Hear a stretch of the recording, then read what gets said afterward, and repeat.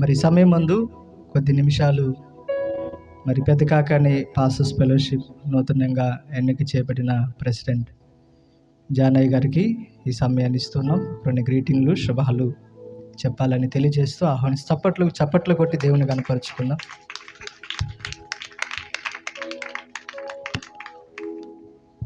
దేవుని పరిశుద్ధ నామానికి మహిమ కలుగును గాక. మమ్మను ప్రేమతో ఆహ్వానించినటువంటి తమ్ముడు అబ్రహాముకు హృదయపూర్వకమైన వందనాలు. మరి ప్రాముఖ్యంగా సేవకు అభిషేకింపబడి 7 సంవత్సరాలు పూర్తి చేసుకున్నటువంటి సందర్భంగా హృదయపూర్వకమైనటువంటి శుభాకాంక్షలు తమ్ముడికి తెలియజేస్తూ ఉన్నాను. అలాగే వేదిక మీద దైవజనులు అభిషేక్తులు విజయన్న గారికి, తోటి దైవజనులందరూ కూడా హృదయపూర్వకమైన వందనాలు. మీకు ఇప్పుడు ఏదో సమయం అయిపోయినట్టుంది, కానీ మైకు అన్నగారి చేతికి వెళ్తే మీకు సమయం తెలియదు.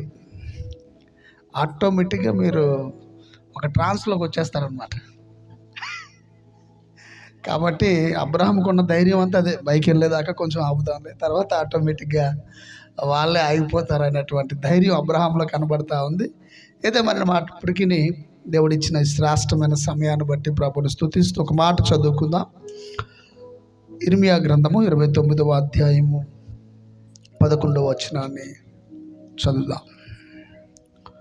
నేను మిమ్మల్ని గూర్చిన ఉద్దేశించినటువంటి సంగతులను నేను ఎరుగుదును. రాబో కాలమందు మీకు నిరీక్షణ కలుగునట్లుగా అవి సమాధానకరమైన ఉద్దేశములే కానీ హానికరమైనవి కావు. ఇదే యెహోవా వాక్కు. దేవుడి వాగ్దానముడు తమ్ముని యొక్క జీవితంలో సేవ పరిచర్లు జరిగించునుగాక. దేవుడు తన దాసుని ఏర్పాటు చేసుకొని తనకున్నటువంటి పరిస్థితులు, స్థితిగతులు అన్నీ మరి దగ్గరగా ఉండి చూడకపోయినప్పటికీ తన పరిచయం అయినప్పటి నుంచి సమస్తం ఎరిగిన వారమే. ఏదేమైనప్పటికీ దేవుని పని, దేవుని సేవ అంటే బహు ఆసక్తి కలిగినటువంటి వాడు, దేవుని విషయంలో రోషం కలిగినటువంటి వాడు. కాబట్టి దేవుడు ఎన్నో పరిస్థితులు, పలుమార్లు వెనక్కి వెళ్ళిపోవాలనేటువంటి పరిస్థితులు ఎదురైనప్పటికీ దేవుడు తన చేయి పట్టుకొని నిలవబెట్టాడు. హల్లెలూయా. ఎన్నో నిరాశలు, నిస్పృహలు.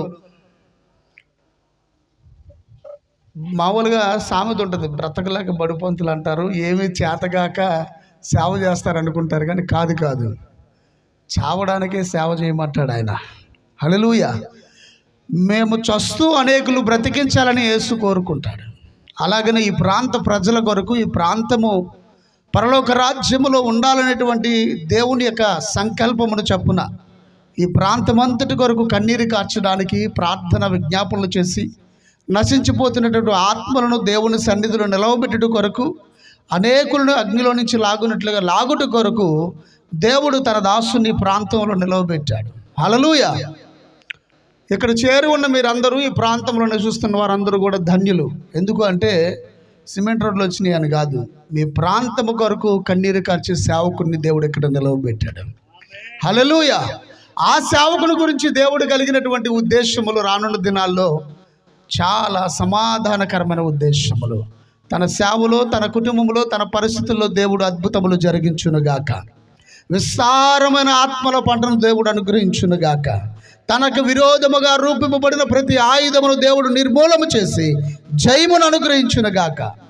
దేవుడు తన కార్యములని తన సేవలో జరిగిస్తూ దేవుడు ఈ ప్రాంతానికి ఒక దీవెనగా, ఒక మకుటముగా దేవుడు తమ్ముడిని నిలవబెట్టాలని మనస్ఫూర్తిగా ఆశిస్తూ ప్రభువును ప్రార్థిస్తూ మా యొక్క ఫెలోషిప్లో కూడా చక్కగా తన వంతు సహకారాన్ని ఎప్పుడు కూడా బిజీగా ఉంటాడు. మనిషి చిన్నోడే కానీ దర్శనం చాలా పెద్దది, బాగా బిజీగా ఉంటాడు. అయినప్పటికీ కూడా ఎప్పుడు ఫోన్ చేసినా కూడా అందుబాటులో ఉండి అన్న అని చెప్పి చక్కగా విధేయత చూపిస్తూ తగ్గించుకుంటూ ఆ యొక్క తనకు దేవుడిచ్చినటువంటి పరిచర్లు, అలాగే పెదకాకని మండల పాస్టర్ ఫెలోషిప్లో తనకిచ్చినటువంటి బాధ్యత, ప్రస్తుతానికైతే మీడియా ఇన్ఛార్జ్గా ఆయన నియమించడం జరిగింది. వాస్తవానికి గత కాలంలో తమ్ముడు మెంబర్గా చేశాడు, మరలా మెంబర్గా పెట్టడానికి మనసు రాలేదు మాకు, కానీ తమ్ముడు ఉండాలి కాబట్టి ఏం చేసామంటే పోస్ట్ని క్రియేట్ చేసాం అనమాట. హల్లెలూయా. అంటే ఒక వ్యక్తిని దేవుడు కోరుకున్నప్పుడు అక్కడ అవసరతను కలుగు చేస్తాడు. మన జీవితాల్లో కూడా దేవుడు గొప్ప కార్యాలు జరిగించునుగాక. దేవుడిచ్చిన అవకాశాన్ని బట్టి ప్రభువును స్తుతిస్తూ మమ్మల్ని ప్రేమించి పిలిచిన తమ్ముడికి కూడా మరొకసారి హృదయపూర్వకమైన వందనాలు తెలియజేస్తూ ఉన్నాను. అందరికీ వందనాలు.